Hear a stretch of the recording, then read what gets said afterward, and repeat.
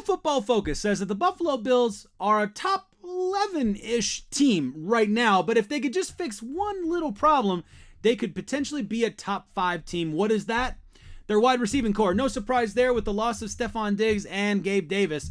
There is a lot of room to be skeptical about what this team is going to be able to accomplish on offense this season. But sports fans, huddle up, because I've got great news for Bills fans, fantasy football fans in general, just any kind of football fan. Because in today's video, we're going to be telling you about who's going to be carrying the torch for the Buffalo Bills in the wide receiving room and why it's more promising than you probably think heading into this 2024 campaign. If you're new here, I'm Nate. We are talking the biggest news in sports every single day on this channel, so make sure you get subbed up and don't miss out on any of the action. Well, the good news is this. I'm going to give you the short version. I'm going to break it down later, but Khalil Shakir is about to have a breakout season.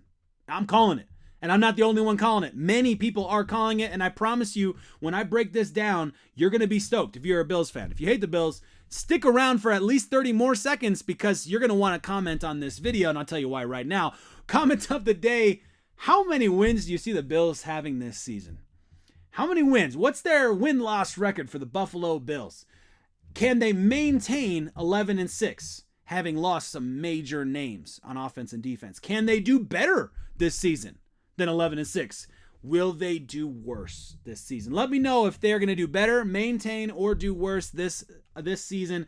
I think, based on a couple reasons, I think they'll maintain this season, and that's a huge step forward in my opinion if they can maintain having lost the big names that they've lost. So the question, of course, right now on everybody's mind, ESPN was just talking about this the other day. Does Josh Allen have enough supporting cast to win the AFC? Dan Graziano is on the show saying no. He says no. And the main reason I think he says no is right here. You lost Stefon Diggs. And I understand that argument, but I think there's more to it than that, unfortunately. Sean McDermott is going to have a lot to prove this season with the defense, which is already lacking veteran talent right now in the secondary at least. And this could be a transition year. Sean McDermott's going to have too much pressure on him to feel like it's allowed to be a transition year, though. So on offense, they are going to have to figure out some solutions. After you figure out what you do with this loss of Stefon Diggs and Gabe Davis, then you recognize kind of why this is really a problem. It's not about athletic ability or catchability or any of that. It's about the targets. I mean, you were throwing 160 targets, 241 targets if you include Gabe Davis, are missing from this team right now, and you've got to figure out who's going to be catching the ball for the Buffalo Bills. That is a real problem. Who's going to be Josh Allen's main target? And I'm sorry to say this, Bills fans, and I promise there's good news coming, just stick around, but Bills fans, you know all too well, what was it, 18 times last season? 18 times last season, Josh Allen, even with Stefon Diggs and Gabe Davis, made a boo-boo. So, yeah, some of them aren't totally his fault. That happens. Interceptions happen to every quarterback that are not totally their fault. But the reality is, if you're still making poor decisions and make mistakes when you have great targets, you're probably less likely to make better decisions this season without as many good targets, right? Anyway, stick with me here, Bills fans, because I think I got something good for you. We do have to talk about one other kind of negative piece of news around the Buffalo Bills to kind of bring it all home. But as you know, PFF graded the Buffalo Bills offseason as a C+. And typically these grades go A, B, C. It's rare that you get a D or an F because teams are always making moves and doing different things. Yeah, Buffalo Bills got a C+. That's not really good news.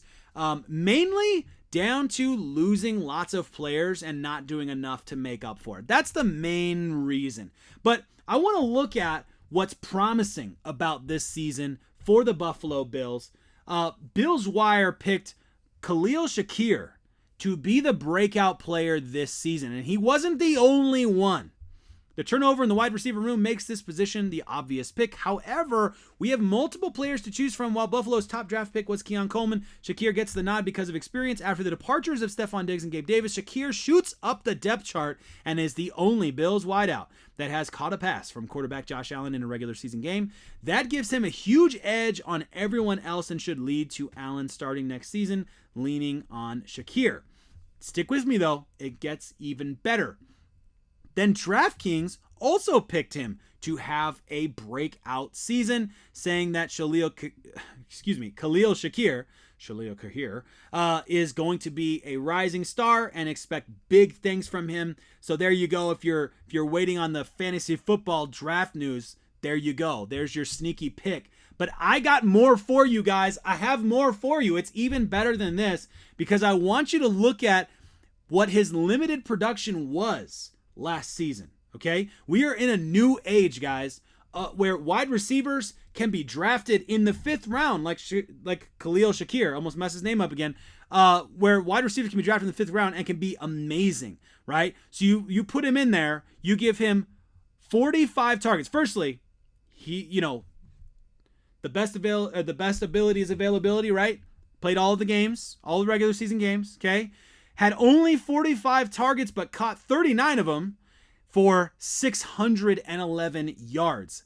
That's pretty impressive. On top of that, he managed to have 26 of his 39 receptions. 26 of his 39 receptions to be first downs. I understand that's offensive scheming. You can't give him all the credit for it, but you got to give him some of the credit for it. At 15 and a half average yards per reception is nothing to be disappointed about either. So yeah, he's got an opportunity in front of him. He's an incredible athlete. The floor or the ceiling is all his to set. I don't remember how that phrase goes, but I think you know what I'm trying to say here. And I think about for the 49ers, you got Juwan Jennings, who goes out there, has like similar numbers of targets last season. Look at all of the other guys on the 49ers that he's competing with to get targets, right? You got Christian McCaffrey catching the ball and running the ball. You have Deebo Samuel catching the ball and running the ball. You have Brandon Ayuk out there catching the ball and doing incredible for the number of options he's given. Even guys like Kyle Juszczyk gets his fair share of catches and opportunities there. You had other guys out there who are kind of like down lower in the depth chart getting catches. And then you have Juwan Jennings, who's out there doing very similar work here, where he's kind of your third down guy, and he's out there making it happen with limited number of receptions, and he gets a big deal done, a big extension done this offseason. In a team that has so many targets, they're still and just drafted 2 really solid wide receivers. They're still giving opportunities to guys like Juwan Jennings, and that tells me something about the way that the NFL has been shifting and how these players are getting recognized, how these wide receivers can be incredibly talented. And we're just looking at a different type of situation when we draft a wide receiver in the modern era, because they're coming out way more talented than they used to be. That's all I got for you today. I hope you're feeling optimistic, Bills fans. Sports fanatics, sub up. Don't miss out on any of the conversation. As always, thanks for being here. It's fun talking Buffalo Bills with you.